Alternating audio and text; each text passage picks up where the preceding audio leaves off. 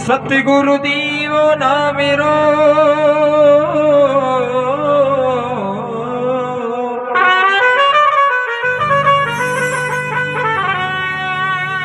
सतगुरु दीवो ना मेरो नी क्या जाने संसार गिरत सी चोड़ो प्रेम रो बीरा उतिरो भव जड़पा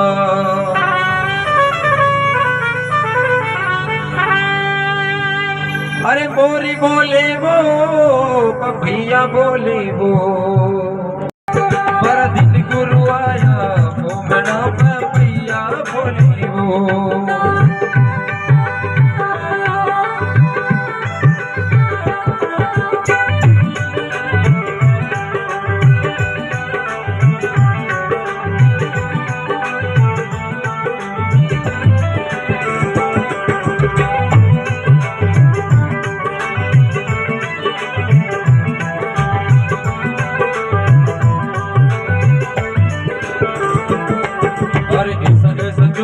जुग में आया गुलर जीविका भरम मिटाया राम नाम का पता लगाया हरि नाम का पता लगाया वेद सुख मन का खोले वो वेद सुख मन का खोले वो तुम्हारा सतगुरु आया वो मना पपिया बोले वो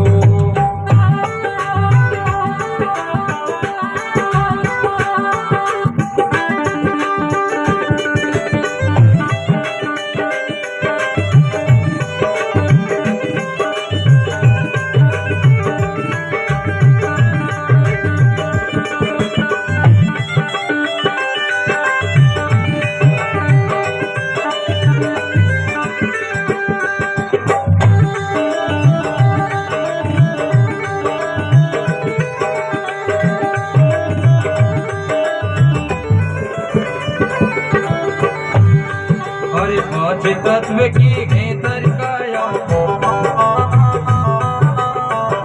कोण ते रूप दर्शाया कोनी रूप दर्शाया साध भूम से परे बताया वो ज्ञान गाड़ी का खोले वो ज्ञान गाड़ी का खोले वो सतगुरु आया वो मना पपिया बोले वो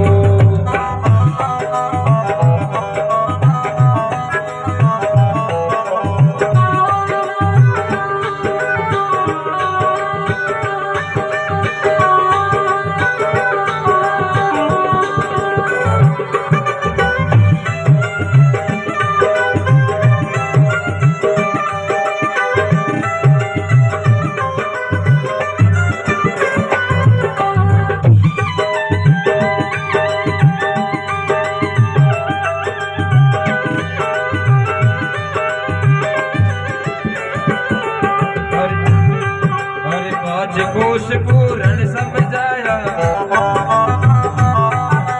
साध भूम से परे बताया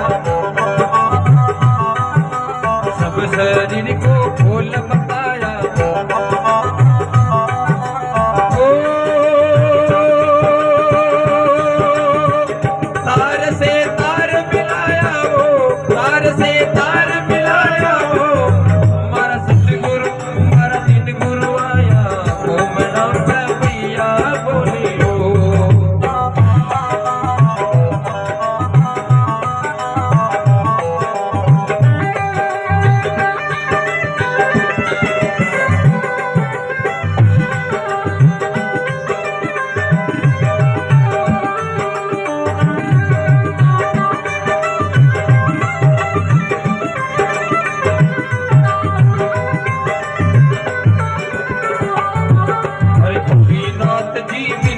पूरा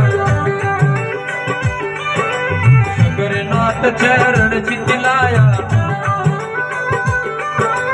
आम का देश युग में का पाया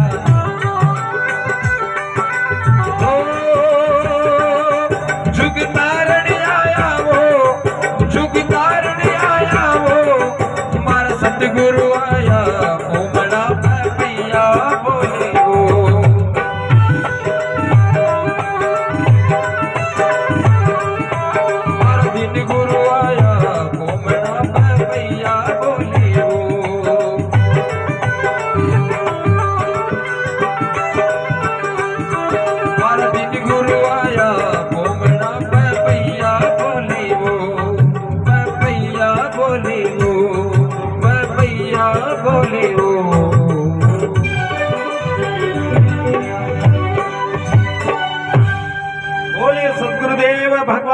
भगवान की।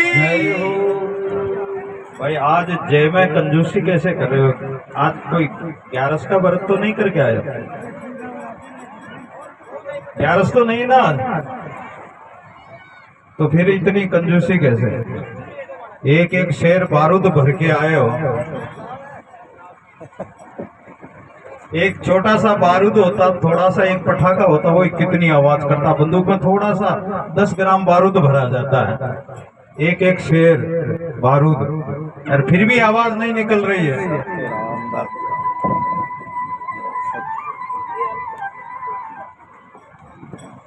बोल दादू दयाल महाराज की। इधर से तो आवाज ही नहीं है भाई। भाई लोगों को तो जय बोलना ही नहीं। बोल बजरंग बली की। हमारा सदगुरु आया। सदगुरु आते तो संत मिले, इतना टले काल जाल जम चोट, शीश नवाया गिर पड़े लग पापन की पोट। संत मिल जाते तो काहे की कमी, जाके राम धनी, धर्म अर्थ काम मोक्ष चार पदार्थ देत गनी। आओ पधारो। संतों के स्वागत के लिए एक बार जोरदार ताली बजाएं। हमारे परमानंद दास जी महाराज माला पाकर पहरा कर स्वागत करें।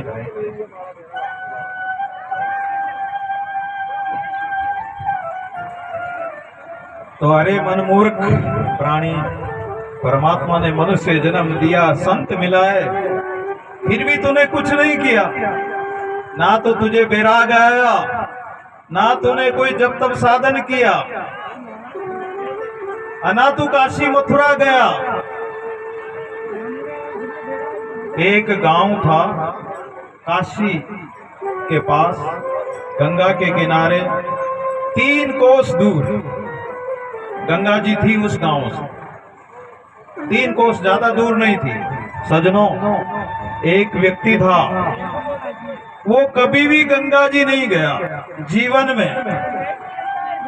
आप में से गंगा जी कौन कौन गए? गंगा मैया के दर्शन कौन किए? गंगा मैया में कौन स्नान करके आए? कहते हैं कि गंगा मैया में जाने वाले के सब पाप धुल जाते हैं, तो अपने पाप भी धुल जाने चाहिए। लेकिन ये सत्संग रूपी ज्ञान गंगा में जो नहा लिया तो उसके जन्मों जन्मों के पाप धुल जाएंगे। अगर गंगा मैया में, नर्मदा जी में स्नान करके आए तो बहुत सुंदर बात है। लेकिन एक व्यक्ति था जिसका नाम था करम खोडला। अरे 3 कोस गंगा जी, फिर भी जीवन में कभी गंगा जी नहाने नहीं गया। गांव वाले कहते, उसके घरवाली कहती, लेकिन फिर भी वो गंगा जी कभी नहीं गया। जीते जी जाना ही नहीं, सौगंधी ले ली उसने। जब वो मर गया तो उसकी धर्मपत्नी रोते रोते अपने बेटे से बोली कि बेटा, अरे देख रे देख, तेरा बाप जीते जी कभी गंगा जी नहीं गया। देखो बातें करोगे तो फिर बात निकल जाएगी। ये गंगा बह रही, ज्ञान की गंगा, हाथ धोना है तो इसमें नहाना तो ना लो। भरा है दरिया सत्संग का, जिसका जी चाहे ना लो। तो ये ज्ञान की बातें रह जाएगी, फिर छूट जाएगी अगर बातें करते रहोगे तो। फिर बातें तो फिर कल जाके भी कर लेना, आज तो सत्संग सुनिए। और वो गंगा जी भेजने के लिए अपने बेटे से कहा कि तेरा बाप जीते जी कभी गंगा जी नहीं गया, इसको गंगा जी में घाल के आओ। बेटा उस बाप को घोड़ी के ऊपर बांधा और वहां से रवाना हो गया। इधर उसका तीसरा वगैरह मना लिया, बैठक जो करते हैं जो वो कर ली। उधर वो गया तो गंगा जी 3 कोस ही तो थी, धीरे धीरे जा रहा था। एक ग्राम आया और गांव के बाहर एक किसानों का कुआं था। 2 किसान बैठे हुए थे, सर्दी का समय था। अरे भाई इसको इसके नीचे दबा दो, ये जो चादर है ना, ये गद्दे इसके नीचे दबा दो, उड़ेंगे नहीं। 2 आदमी उड़ जाओ और इन गद्दों को इसके नीचे दबाओ, इस चादर के नीचे। एक बार हटा दो इनको, चाहे ये फिर उड़ेंगे। या तो इसके नीचे नीचे लगाओ, नहीं तो उधर रख दो, हटा लो, एक बार हटा लो, नीचे रख दो, नीचे रख दो। तो वो गंगा जी ले जा रहा था और एक किसानों का खेत कुआं मिल गया। दो किसान खेत पर बैठे बैठे, कुएं पर बैठे बैठे बातें कर रहे थे। एक उनका बूढ़ा किसान था, सर्दी का समय था और उसकी भी फूंक निकल गई। सजनों, फूंक निकलने का कोई भरोसा नहीं। जैसे ट्यूब में फूंक हवा भरते हैं और कब पंचर हो जाए, कब हवा निकल जाए, कोई पता नहीं। ऐसे हमारे अंदर भी ये हवा भरी हुई है और ये हवा कब निकल जाए कोई भरोसा नहीं। पाव पलक की सुधी नहीं, श्वास शब्द क्या होई, कर मुख माई मिलता दादू लखे ना कोई। हाथ में ग्रास लिया, वो मुंह में जाए या नहीं जाए कोई पता नहीं। अगले पल में क्या हो जाए, अगले क्षण में क्या हो जाए कोई पता नहीं। तो सजनों, काल का कोई भरोसा नहीं। उस किसान की भी फूंक निकल गई। तो वो दोनों व्यक्ति विचार कर रहे हैं कि इसको सीधा ही शमशान में ले चलें या कहीं घर ले चलें पहले। ऐसा विचार कर ही रहे थे। इतने में वो मदन अपने बाप को घोड़ी पर बांधकर गंगा जी ले जा रहा था, सामने आता हुआ दिखाई दिया। तो वो दोनों किसान बोले कि अरे ये डोलर हिंदा कहाँ ले जा रहा है। वो घोड़ी पर दोनों तरफ लटका रखा था बाप को। तो बोले ये डोलर हिंदा कहाँ ले जा रहा है। तो उसने कहा कि अरे सीधे सीधे बोलो, ये डोलर हिंदा नहीं, ये मेरा बाप है। अरे बाप है तो कहाँ ले जा रहा। बोले जीते जी ये कभी गंगा जी नहीं गया तो इसको गंगा जी में घालने के लिए जा रहा हूँ। अरे बोले गंगा जी में तो घाल आना ज्यादा दूर नहीं, गंगा जी तुम थोड़ी देर विश्राम कर लो, जलपान कर लो, थोड़ा विश्राम ले लो। घोड़े को बांध दिया, जलपान करने लगा, उसको थोड़ी सी निद्रा आ गई। इतने में किसानों ने क्या किया, उसके बाप को तो कुएं की खानदोड़ के पीछे डाल दिया और जो वो किसानों का बाप मर गया, उस किसानों के बाप को कपड़े में लपेट कर घोड़ी पर लटका दिया। अब किसान बोले कि भाई अब गंगा जी जाओ, तुम्हारे बाप को अच्छी तरह से घाल के आना। ये तुम्हारा बाप जीते जी गंगा जी में नहीं गया, कहीं वापस न आ जाए, इसलिए इसको बड़े बड़े पत्थर बांधकर, रस्से बांधकर हाथ पैरों में, जहाँ गंगा जी गहरी हो उस जगह जाके इसको उंडी गंगा जी में दहड़े में पटक के आना। वो बेचारा उसको घोड़ी पर बंधा हुआ था और उसको ले गया गंगा जी में। पंडे पुजारियों से पूजा उजा करवा के रस्से बांधकर, पत्थर बांधकर नाव से गहरे पानी में गए और उसको गहरे पानी में गंगा जी में प्रवाहित कर दिया, डूब गया। अब उसने सोचा कि गंगा जी बहुत दिनों में आया, मैं भी, मेरा बाप ही नहीं आया तो मैं कहां से आता। तो वो गंगा जी में स्नान करने चला गया, ऋषिकेश चला गया, दर्शन करने चला गया। ऐसे धीरे धीरे उसको 5-7 दिन हो गए। फिर धीरे धीरे आ रहा था तो वही किसानों का वही कुआं और वही किसान बैठे हुए मिले। वो किसान कहने लगे कि अरे भाई क्या बाप को गंगा जी में घाल आया। बोले गंगा जी में तो घाल आया भाई, अच्छी तरह घाला। बोले हाँ अच्छी तरह, अच्छी गहरी गंगा जी में डाल के आया। अरे बोले इधर बदबू काहे की आती है खानदोड़ के पीछे। तो खानदोड़ के पीछे जाकर देखा तो उसका बाप। अरे बोले देखो रे देखो, मेरे बाप की टेक तो देखो, जीते जी गंगा जी कभी नहीं गया और मरने के बाद भी गंगा जी में डाल के आया और मैं नहीं पहुंचा उससे पहले मेरा बाप वापस आ गया। इसकी टेक तो देखो। तो लोगों ने कहा कि अरे तेरा बाप तो वापस आ गया, इसको वापस घोड़ी पे बांध, फिर गंगा जी में घाल के आ। उसने कहा कि भाई जाना ही पड़ेगा, क्या करूं, ये तो मेरे से पहले आ गया। इतने में वापस घोड़ी पे बांधा, घोड़ी पे बांध कर गंगा जी की तरफ ले जाने लगा। इतने में वो जो लाश थी वो सड़ गई, सड़ांध आने लगी और घोड़ी की नाकों में वो सड़ी सड़ी बदबू आई। तो घोड़ी बिदक गई और घोड़ी बिदक गई तो वो गांव की तरफ हो गई। इधर 12 दिन पूरे हो गए और उसकी बिरादरी वाले पंगत में बैठे हुए थे, उसका भंडारा चल रहा था। मौसर होता, मौसम नुक्ता क्या बोलते हो, तो वो मौसर चल रहा था, बिरादरी वाले जिम रहे थे, जाति बिरादरी के, और वो घोड़ी उस मरे हुए बाप को लेकर पंगत में आ गई। उसकी पत्नी बोली कि देखो रे देखो, मेरे पति की टेक देखो, मेरा बेटा गंगा जी में घालने गया था, वो नहीं आया, उससे पहले तो ये वापस आ गया, गंगा जी में जीते जी नहीं गया और मरने के बाद में भी नहीं गया, वापस ही आ गया। तो उसने कहा कि इसको तो अब ये गंगा जी जीते जी नहीं गया, मरने के बाद में भी वापस आ गया, तो इसको तो अब भट्टी में ही डाल दो, और उसको भट्टी में ही झोंक दिया। तो सजनों, ये जीव जिसकी सुरती जा रहे तिसका ता विश्राम, भावे माया मोह में भावे आत्म राम। ये परमात्मा को छोड़कर अगर संसार में मोह ममता होगी, ये गंगा जी 3 कोस दूर है, यानी 3 कोस। 3 कोस का मतलब है 3 गुण, सतो गुण, रजो गुण, तमो गुण। ये 3 गुण आड़े हैं। जब तक ये तमो गुण में, रजो गुण में फंसा हुआ है, अहंकार में फंसा हुआ है, चाहे गंगा जी पास में हो, ज्ञान की गंगा पास में हो, तो भी नहीं आएंगे लोग, सत्संग में नहीं आएंगे, परमात्मा का नाम नहीं लेंगे।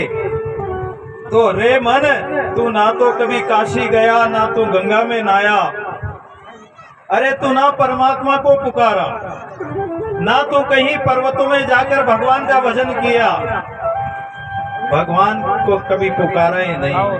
और अगर सच्चे मन से भगवान को पुकारे तो परमात्मा तो पलक माई प्रगटे सही, जे जन करे पुकार, दीन दुखी तब देकर अत्यातुरती ही बार। परमात्मा तो एक क्षण में प्रकट हो जाता है। तुलसीदास जी महाराज थे। आइए संत भगवान सतराम दादू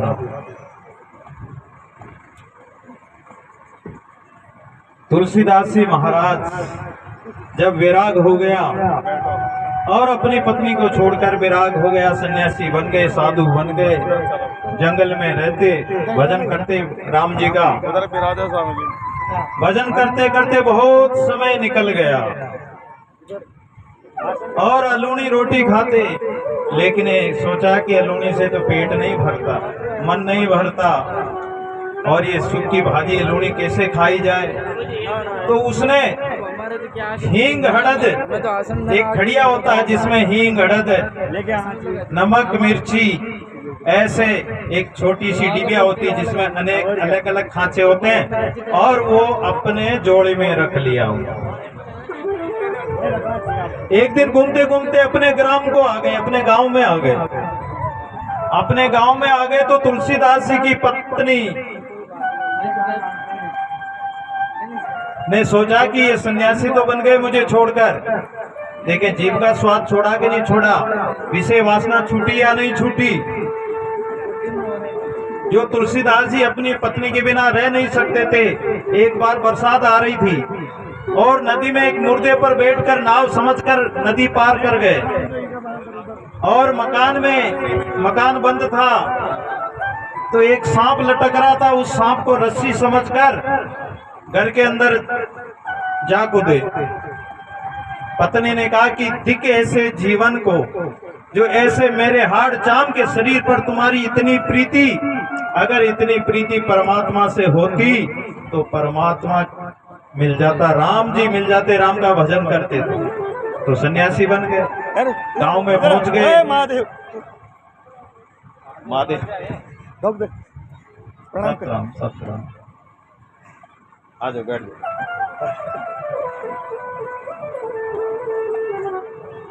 तो तुलसीदास जी महाराज खड़िया में हींग हड़द मिर्ची लूण नमक रखे हुए थे जोड़े में, और वो भोजन बना के ले गए, अलूना भोजन, पति की परीक्षा करने के लिए, तुलसीदास जी की परीक्षा करने के लिए जाकर भोजन पुरुषा। तुलसीदास जी ने भोजन का ग्रास लिया, एक ग्रास लेते ही समझ गए ये जीभ बड़ी सावधान है, ये हमारे जो इंद्रियां हैं, हमारी इंद्रियां, अगर इनके विषय इनको नहीं मिले तो ये व्याकुल हो जाती है। तो अपने स्वाद के लिए तुलसीदास जी महाराज ने अपने जोड़ी में से वो नमक और मिर्ची निकाली। बोले ये तो लूना, इसमें मिर्ची भी नहीं, नमक भी नहीं है।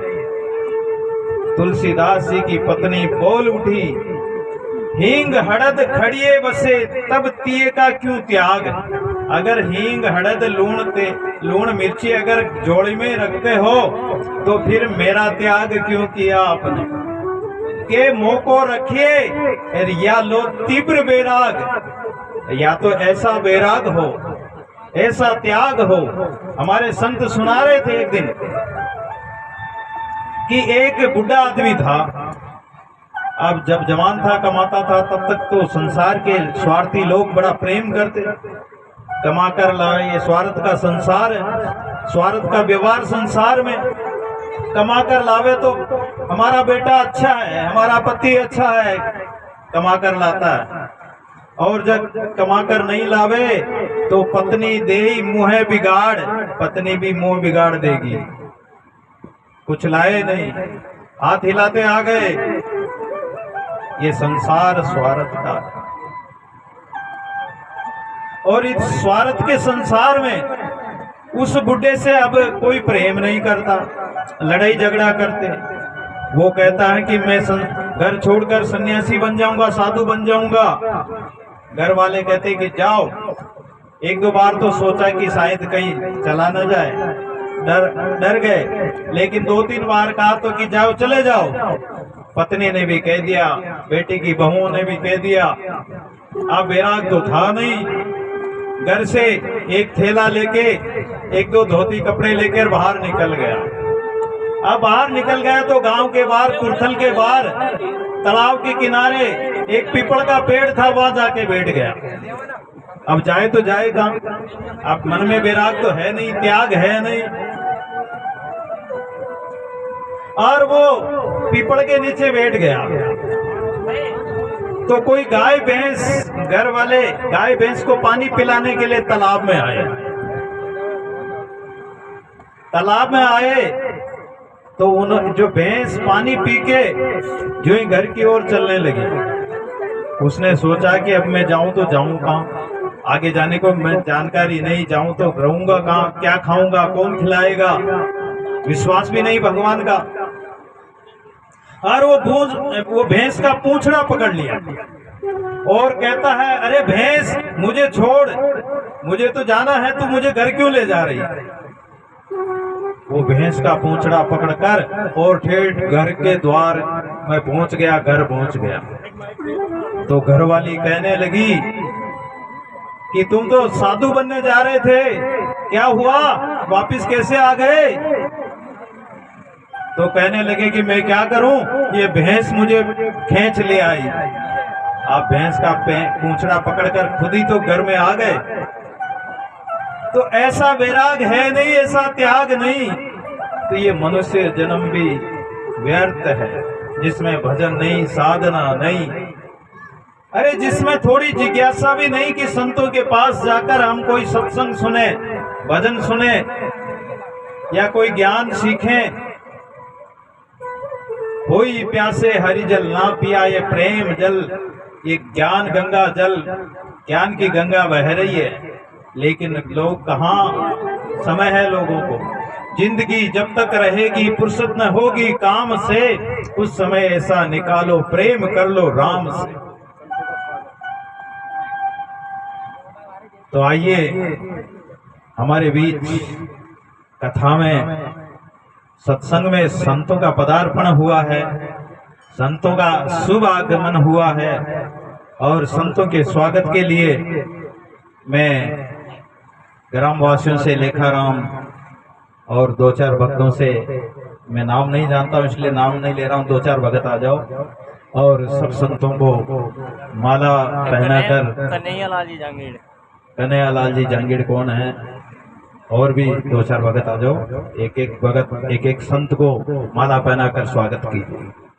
बोले संत भगवान की, दादू दयाल महाराज की जय हो।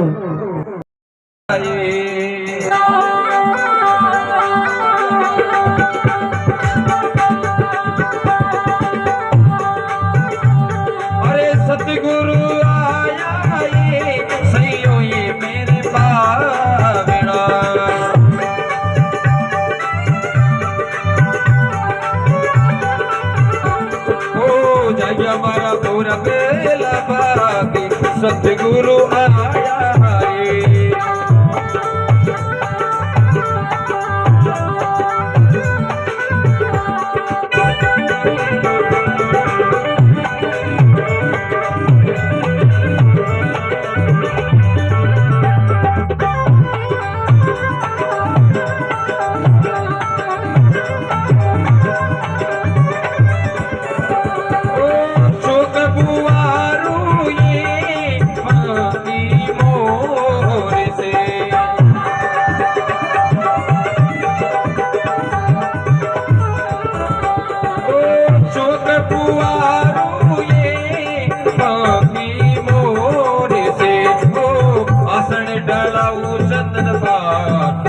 सतगुरु आया है।